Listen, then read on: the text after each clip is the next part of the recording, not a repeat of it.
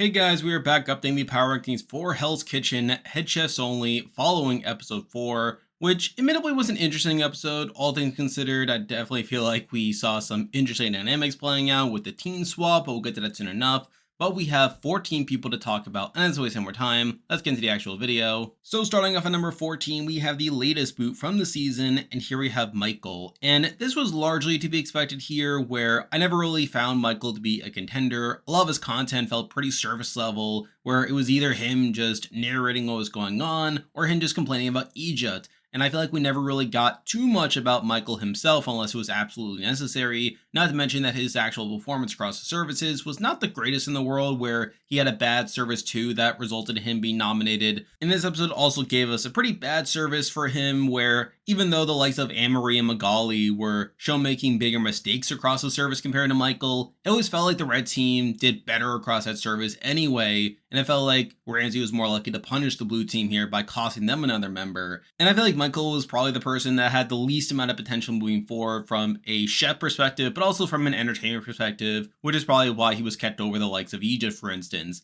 So again, I never really saw Michael as a contender. Him being an early boot made some sense, and he's now out of the game, which is why he's here at number 14. And with that, we have 13 chefs left in the game to talk about, and as usual, I'll be ranking them based on how likely they are to win the game based on their edit and current game position. But at number 13, the person I believe is the least likely to win from this point on is someone I literally just mentioned, but we do have Egypt. And at this point, I think it's pretty clear that Egypt is not winning. I feel like he has the least amount of upside to actually win the game by the end of it. Now, truth be told, I think he's someone who definitely has some longevity in him, where he clearly comes off as this pretty big character and a pretty big source of conflict, not to mention someone who's at least attempting to be a leader in the kitchen. And I think through that, he'll probably be given a bit more slack here, considering he's now been put on the block twice and survived the block both times, so I think that's pretty evident. But obviously, despite him being someone who could be kept around due to his entertainment value, I just don't see how he actually wins, where I feel like there'll come a point right before the Black Jackets where he'll eventually just be cut and sent on his way, so not too surprising there. So again, while I think Egypt could have a couple more episodes within him, I think there'll just come a point where he'll be cut, which is why he's here at number 13. Now moving on to number 12, and we have someone who I'm a bit more confident will be a boot relatively soon compared to Egypt. By number 12, we do have Anne-Marie, and I think this episode is making it pretty clear that Anne-Marie is one of the weaker chefs left in the competition, where we see her having a pretty bad service across the board, with her like putting peas in the risotto, which is not particularly great. And while she's able to fix that mistake by the end of it, we see her being nominated for this bad service. And considering that she's not even that big of a character, where it was only in this episode that we see her pop off due to her bad performance, it's not giving me the greatest sense in the world, and I feel like it's just a matter of time before she eventually gets put up and taken out. So because of that, I do have her here at number 12. Now moving on to number 11, and we have another chef who I'm also not feeling that great about, and that is Magali. And Magali had another pretty bad service here, where she ends up making tons of mistakes, she ends up losing the challenge for her team, gets put up on the block once again, which is all not particularly great there. And while she does survive this round of elimination, she was clearly the weakest link on the red team across that service there. And there's definitely a debate that she'll probably be taken out sooner than Anne-Marie, considering that she's been the less consistent performer, considering she's already been up on the block. But the main reason I have her above Anne-Marie is that I feel like she got at least that bit of personal content in episode 3 that makes me think that she could potentially have this turnaround at some point. Now, is it likely? I don't think so, but the fact that that potential is there for her to become this bigger character in the story, considering her personal content, which, as I mentioned earlier, was pretty unnecessary, was enough to have her above Anne-Marie, who was just kind of there for the most part. So because of that, she's here at number 11. Now moving on to number 10, and we have another person who's kind of just there for me and probably not winning, but number 10 we do have Amanda. And you can argue this was a bad episode for Amanda, considering she did pretty poorly in the challenge due to her forgetting her pickled ingredient. That obviously cost her a point there in a challenge that her team ultimately lost, which is not particularly great there. And beyond that, her only other content comes during the punishment, where we have this fake out of her getting dehydrated and making it feel like she was about to be medevaced, only for her to be fine by the end of it. But I feel like Amanda's someone who doesn't really have much going for her from a narrative perspective, where I feel like she's only being shown when absolutely necessary, and she doesn't really have much personal content to back her up, which is a big reason why I don't really have her too much higher. But again, she at least hasn't had a bad service, unlike Anne-Marie, and I feel like she still has at least some potential there, but I don't think it's going to pan out, which is why she's here at number 10. Now moving on to number 9, and we have someone who, admittedly, I have been sleeping on a little bit. I feel like I had them too low last week, so I feel like this week I'm kind of correcting for that. But number 9, we do have Britney. And again, I feel like Britney's someone who definitely has some potential within her to become like this underdog figure later on this season. When we've seen her having a somewhat consistent presence across this episode, getting some snippy confessionals there. But admittedly, I feel like the main reason she's this low is that I feel like of the contenders, she's probably the one who I had the least faith in from a cooking perspective, where we saw her having a pretty bad service a couple episodes ago. Even this service, I mean, it's just kind of fine at the end of the day.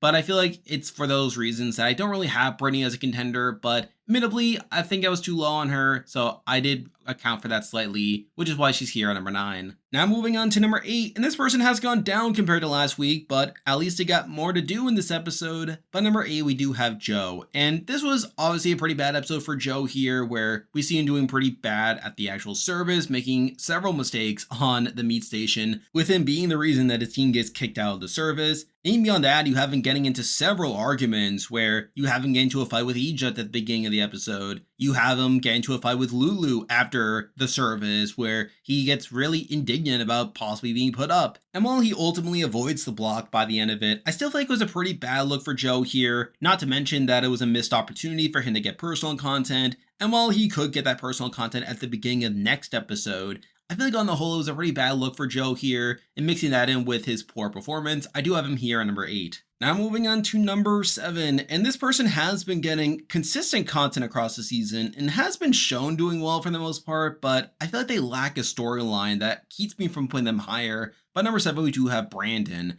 And again, I think the thing about Brandon is he has been getting content on the show, where in this episode he gets a decent amount of content during the challenge and the actual service, where you see him being the main person that wins their team the challenge here. So clearly he has been doing well across the actual services here, and he also doesn't make any mistakes during the actual service. But I think similar to Michael, I think Brandon's content on the actual show is not the greatest content in the world, where a lot of it feels like he's complaining about other people, where we see in this episode he once again complains about Egypt and him having a big ego. You also have him complaining about Michael doing bad at the challenge, and again, I feel like the fact that a lot of his content is about him complaining about other people is probably not the greatest sign, in my personal opinion. Mixing that in with the fact that he hasn't gotten the most personal content in the world, and a lot of it feels like he's just complaining, I feel not the greatest about Brandon. It wouldn't shock me if, while he is someone that makes it deep, he is someone that comes up short by the end of it. So I feel like he's someone that still lacks a storyline. A big reason why I don't see him as a contender is due to that. But still, he has performed decently well so far, which is why he's here at number 7. Now moving on to number 6, and we are back to the same top 6 as last week. It's just a matter of ordering them. But number 6, we have the same person at number 6, and that is Hannah. And again, Hannah's just there for the most part. She is once again kind of laying low, kind of avoiding mistakes here, where her main confessional in this episode is about how Anne-Marie screwed up mashed potatoes by not seasoning them, which is pretty funny there. But beyond that, I feel like Hannah is still someone who is theoretically lying low, theoretically someone who can pop off later. I feel like this episode didn't really do much to change my view of Hannah, so because of that, she's still here at number 6. Now moving on to number 5, and we have another person who I've had pretty high, though they have technically moved down a spot compared to last week. But number 5, we do have Megan. And again, I feel like this was more of the same for Megan, though I think she gets a little bit undermined during the challenge, where she talks about how she's good at pickling and that she's pickled tons of things, only for her to not get a point during the challenge, which is not the greatest look in the world. And while the actual service is fine for her, where she has her head down, not makes any mistakes, she still gets kicked out of that service, which is obviously not ideal. So I feel like my view of Megan has mostly remained the same, but due to that one knock with her during the challenge and also someone else moving up, I did decide to slide her down just a bit for this week, which is why she's here at number 5. Now moving on to number 4, and we have someone who has moved up slightly compared to last week, and that is Kyle. And the main reason I moved Kyle up is that I feel like this was a slightly better episode for him compared to Megan, where he does get a pretty funny segment early on in the episode where he just sucks at pickleball and he takes 19 attempts to get his ball into the barrel, which is pretty funny there.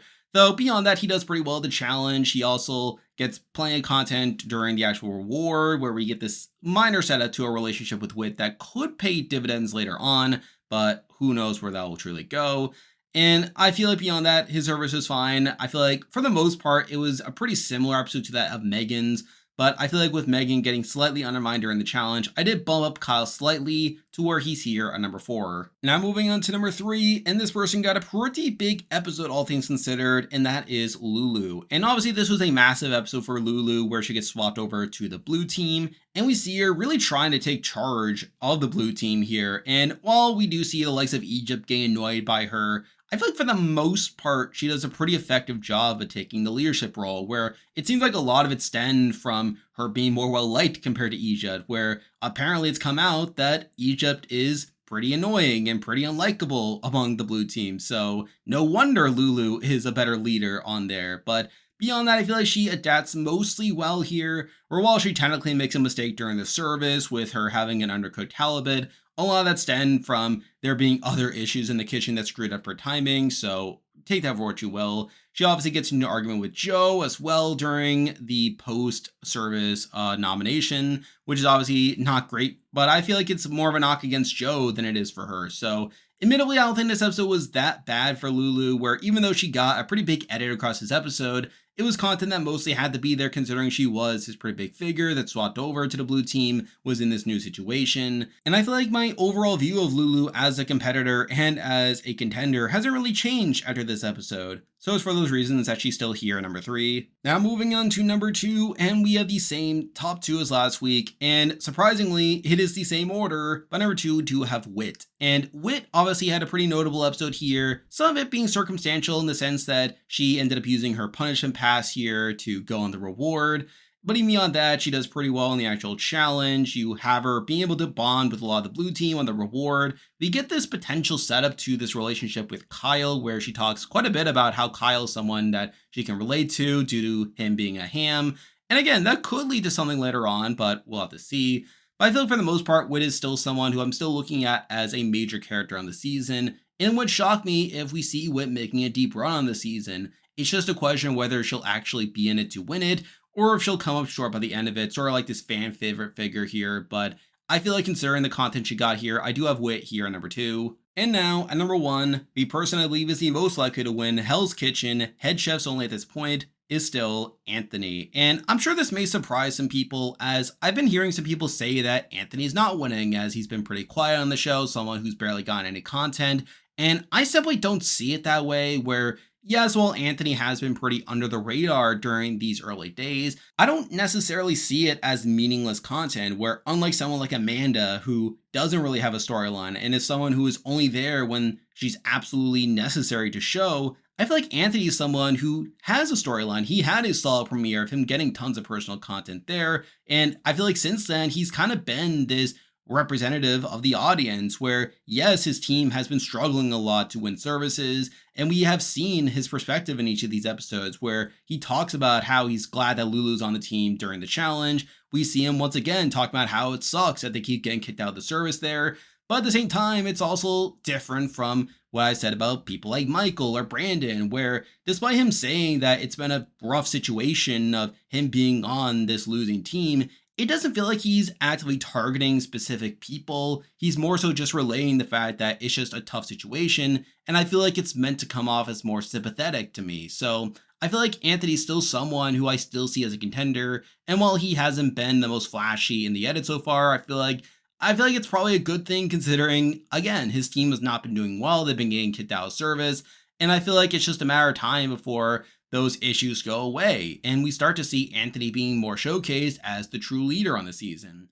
So I feel like I'm still pretty high on Anthony, even though some people have been saying that he's been invisible on the show, when I simply don't think that's the case. And I still feel like he has the setup to be a major character on the season and has a storyline there, which is why he's still here at number 1. And there we go, that will do it for this week's video. If you liked this content, be sure to like and subscribe, really helps with the channel. Now I'll be back again next week to update the power rankings again, so you can look forward to that. I'm covering Survivor 47 and doing weekly power rankings of that, so you can look forward to that. I'm on Patreon and have a YouTube membership, so if you want to consider supporting the channel, you can do so by clicking the link in the description. And you can also join the Discord server by also clicking on the link in the description. There's a lot of stuff coming your way, but for now, that is the video. See ya.